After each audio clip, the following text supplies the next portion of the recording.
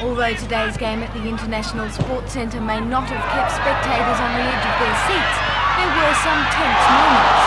Throughout the game, KB managed to keep control of the ball, but a strong defence by the Sydney team prevented a score. There were several near misses, and in the second half, it looked like KB had the match sewn up when Jim Marford kicked a goal which the umpire disallowed. Handling was given as the reason. Today's draw does mean KB have dropped a place on the Soccer League tables, but with only 1 point needed to catch the leaders and Mike Shannon for the next 6 games, the team is remaining optimistic.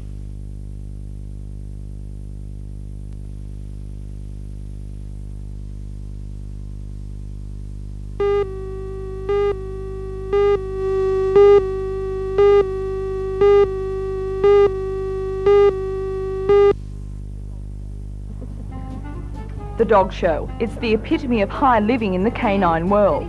But in this particular competition at Hillsborough Showground today, it wasn't only the dogs who received the kudos. The handlers had a stake in this one too. The event was the heats for the new National PAL Junior Showman competition, which culminate in the winner competing in the World Junior Showman Championships to be held in the United Kingdom. Youngsters between the ages of 7 and 17 are judged on their appearance and skills, as well as the quality of the dog they show. And of course there's a lot of work involved in making a dog show-worthy. There's the brushing to be done, the fluffing up, and let's face it, the nail clipping can be a downright pain in the paw. Those dogs with an extroverted personality seem to enjoy the attention, while others get tired of people staring and poking and simply want to be left alone.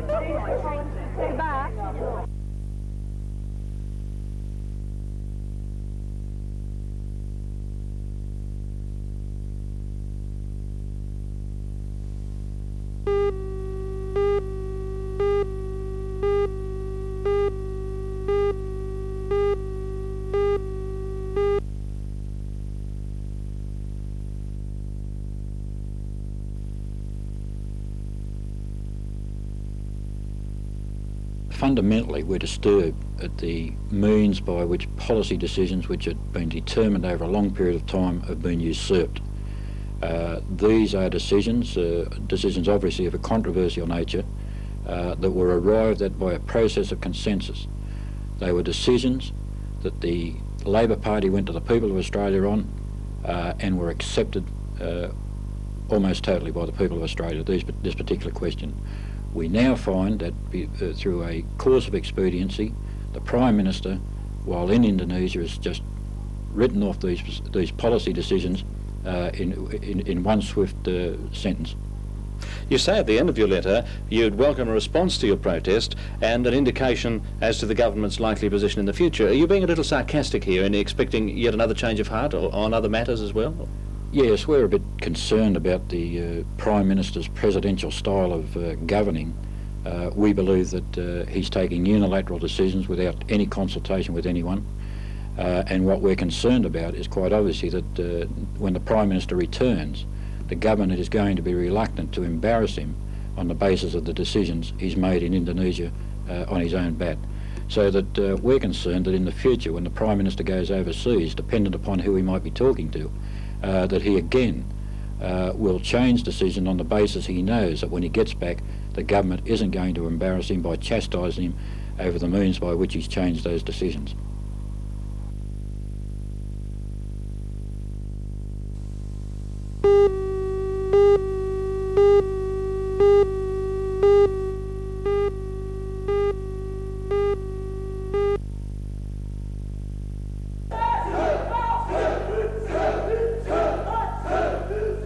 With self-defence becoming a growing concern, the popularity of martial arts is also on the increase. Renbukan karate enthusiasts claim theirs is the toughest and most demanding of all the arts. Tonight, 5 brown belts from Taree, Nelson Bay and Newcastle are competing for the final stage of their black belt grading. It's a chance to prove their worth. And the task? The 40-man fight. Each man will be required to fight 40 bouts for 2 minutes each. It's a harrowing experience, to say the least, but officials say it's essential to maintain the high standard of Renbukan.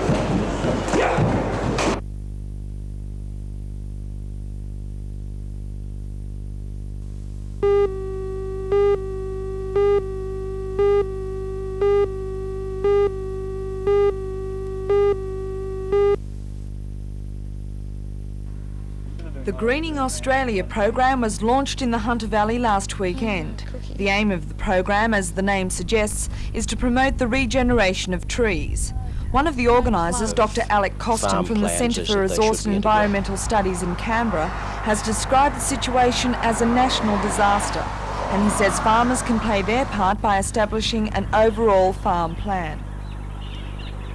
Farmers can achieve them by many measures.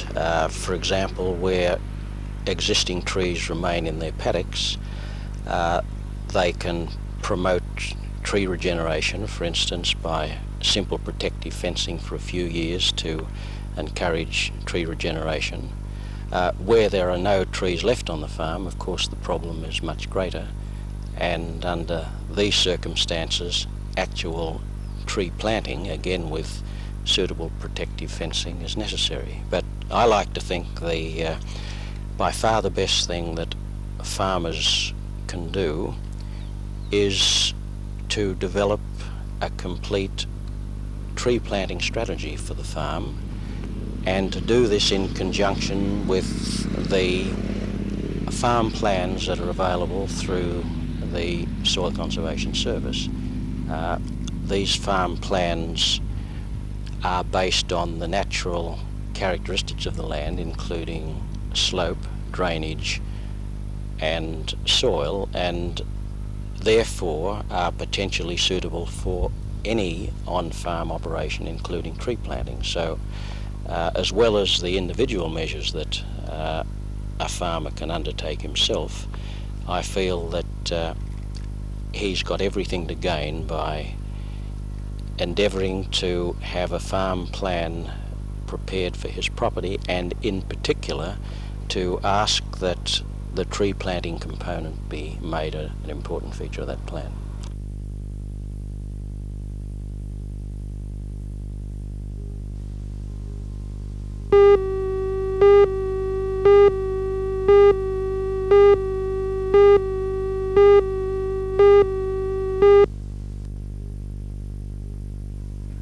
Yesterday, the two major airlines, TAA and Ansett, announced that they would apply to the Independent Airfares Committee for approval to cut 45% of the normal economy fare.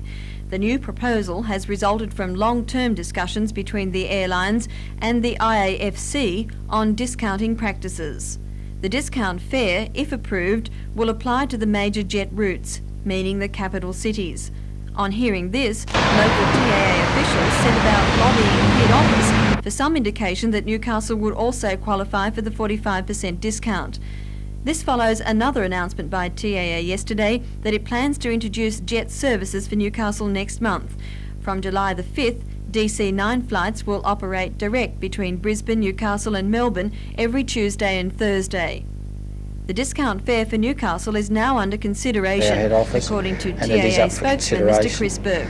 Nothing can be announced until the Independent Airfare Commission gives the approval for these airfares, and when that happens, then let's say I'm optimistic that we may be able to get something for Newcastle.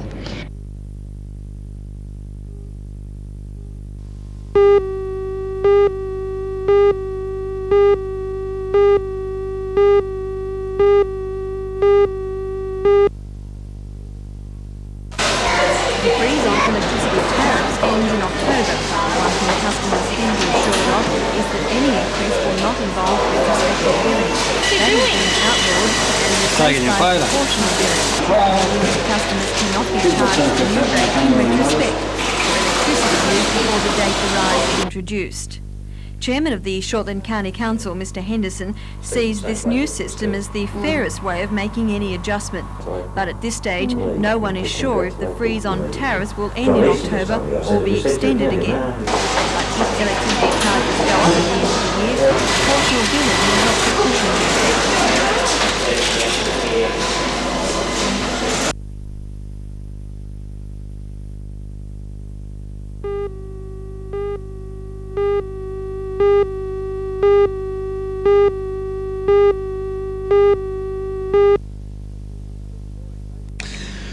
Well, good morning. Racing at Rose Hill tomorrow, and it's a time to be very careful. The horses aren't all that good in tomorrow's meeting, and with the weather as it is, well, the track could be anything. There's 9 races up for decision today, and its first race is at 5 to 12. I'll just do the daily double. In the first leg, I've gone for number 6, Dino's Lear. It's trained here at Broadmeadow by Maxie Lees. Ran second last start, and I think can win today. In the second leg, well, I suppose this is one of the best horses in today's fields. It's TAB number 8, Peaceful Princess, trained by Mrs. Betty Lane at Randwick. Now, your trifecta numbers are 8, 12 and 2. Peaceful Princess to beat Silver Tradition and Cartland. Now, my best bet of the meeting is in race 4, number 1, Red, White and Blue. It's a 3-year-old colt, trained at Canberra. Put up an outstanding performance last start to run second to Peace Officer and was beaten over 1 1/4 lengths. It was a heavy track. Tomorrow, I think, can win. Have a good day, good luck, good punting.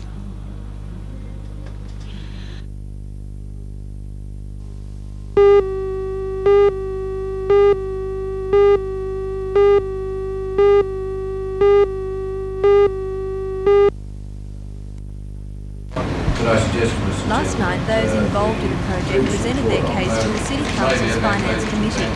The idea is to establish a science museum in this building, which the council plans to demolish. It's to be called Supernova. Supernova was established by the Council of the Newcastle University. Last night, community leaders, including the university's Vice-Chancellor, Professor George, spoke in support of the project. The council is concerned about the cost of restoring the building, estimated to be about $400,000. It's proposed to seek funding through government bodies and organisations such as the Schools Commission. The group sees Supernova as a museum in one respect and a fun parlour in another. Whether or not the Science Centre goes ahead on this site will be subject to further discussions between the council and those involved.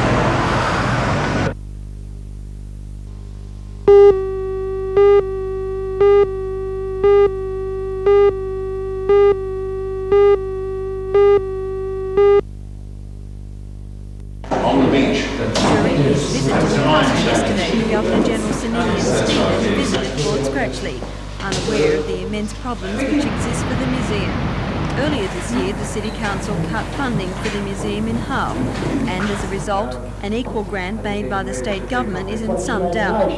Members of the Fort Scratchley Museum have tried vainly to raise funding through the generosity of business owners, but very little contribution has been made. If things do not improve, the museum will not be able to continue under the present arrangement. A plea was made last night to the Council's Finance Committee, which seemed to indicate that it would not back down on the level of funding. However, further discussions are continuing in a bid to help the museum.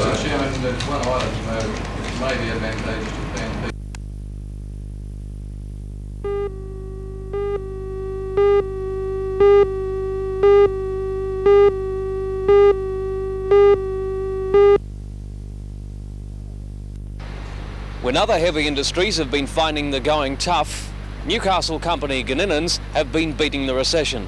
This is part 3 in our series. Gninians, through high technology and improved conditions with their workforce, have been able to maintain their profitability despite the recession. Since 1964, Gninians has been a wholly owned subsidiary of the Howard Smith Group of companies. In 1981, they turned in a profit of $1.9 million. 1 year later, the company almost doubled that profit to $3.4 million. Since 1980, Gninians have won orders from the State Rail Authority for 192 double-deck ventilated suburban passenger cars. In 1981, the company won a contract to supply 10 diesel passenger cars to the West Australian government. And just last week, a repeat order was received to the value of $9 million. Last year, the company was contracted to supply the State Rail Authority with 150 coal hoppers made of stainless steel. About half have already been delivered, with the remainder being produced at a rate of 3 per week. Over 1,000 fabricated steel bogies were required to satisfy these orders, so Gninians purchased a factory in Taree called Lansdowne Engineering. 190 people are employed in Taree, nearly 700 at Broadmeadow. Most of the work comes from rolling stock, the mines and power stations. The company boasts the largest gear shop in Australia, with a capacity of handling gears up to 7 metres in diameter. The drawing shop is also one of the most modern in this country. It's hard to imagine an office where the pencil is almost made obsolete by computer video displays. Because of its design capabilities, the company has been selected as one of 3 to make a feasibility study relating to the manufacture of armoured fighting vehicles for the Australian Army. It's this use of computers and high technology that's allowed Gninnans to stand up to the hard times. Guarantee future But work. Chief General Manager Has there been John a change in the Fitzgerald attitude of the says workforce there's during been the a marked turnaround in the attitude of the workforce, which has allowed his company to maintain jobs. They've been fully informed of the situations we've had, both good news and bad news. They've accepted the position readily. They have taken steps in their efforts to be cooperative, of being flexible, responsive, and it's been a large contributing factor in the fact that we have held people here, knowing full well we haven't had total employment for the complete workforce. So despite the fact that you maybe couldn't have afforded as many people, you've been able to hold them on, and for that reason industrial relations have been on the improve? Yes, they have. Yes, they certainly have.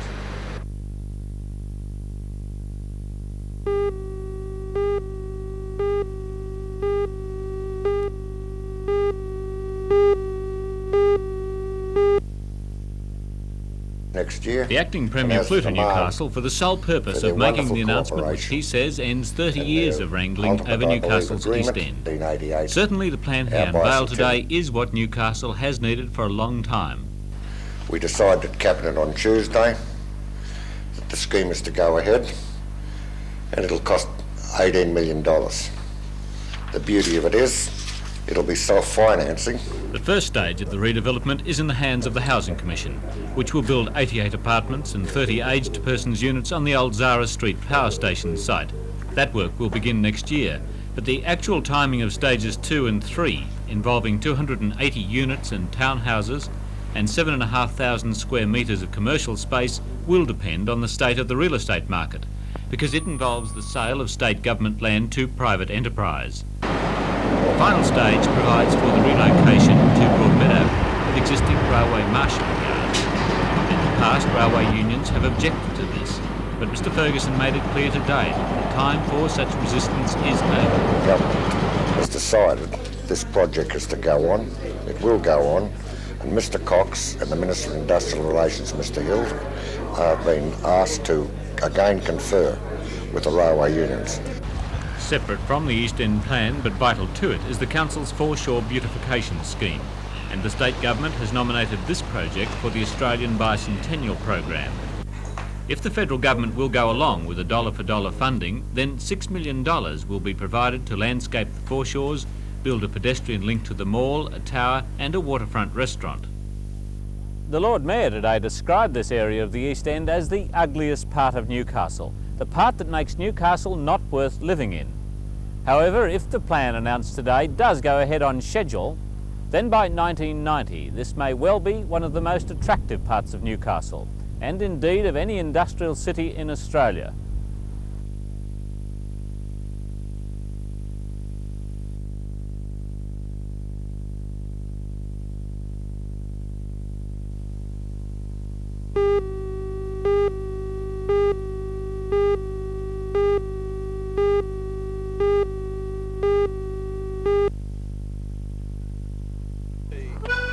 Take any 10 people here and 6 will be musicians. That was the comment of one woman at the 12th annual Newcastle Folk Festival. The music making began last night with a bush dance and will finish on Monday. For folk enthusiasts, this year's festival has the attraction of singer-guitarist Eric Bogle. The high standard of music has drawn folkies from as far away as Tasmania. The festival is providing for families. Added to the music workshops and many performances, there is a program of activities for youngsters and even a baby minding centre. A special treat for the public are these tickets. Made of poultry by the Newcastle Out of Workers, they cost $15 and give you access to all performances over the 3 days. Organisers say the festival is getting more popular and is taking the better part of a year to organise. It seems that folk is a growing thing.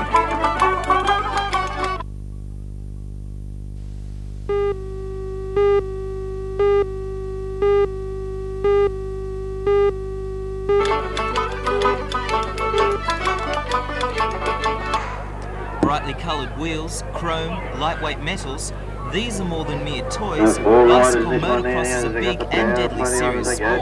At the Cardiff BMX circuit for the Winter Open this weekend are 450 riders and their families from as far away as the Northern Territory.